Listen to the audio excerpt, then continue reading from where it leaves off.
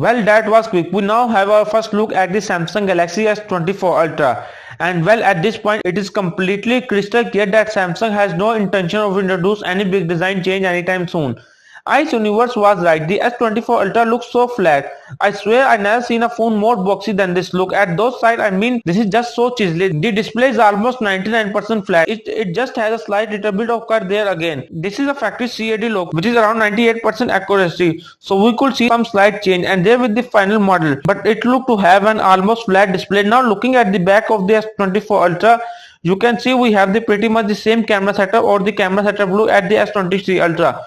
We are once going to see ultra wide and dual zoom setup looking at the front. We have the wall punch camera once again. So no under the display camera anytime soon. It seems like Samsung manufacturer almost give up on under display camera. I mean we are expected that to happen in 2024. It's probably going to take like 2-3 years more now. At the bottom we have the speaker charging port as well as the span. Now one design change that we have on the S24 Ultra as well as to similar to S24 and S24 Plus is that we have an antenna mark on the side of the design. This is going to be a new and improved brand new UWB antenna. Now surprisingly at least per latest leak from one leak, Samsung is not leaving behind the S24 Ultra behind compared to standard model.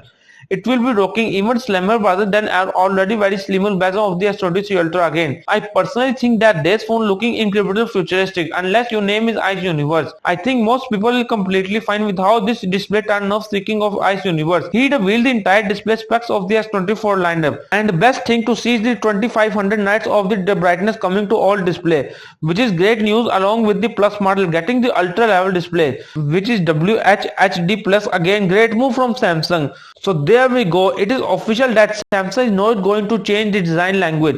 Something might change the S25 series next year visually and physically hardware wise. So but for the now at the S24 Ultra the real look.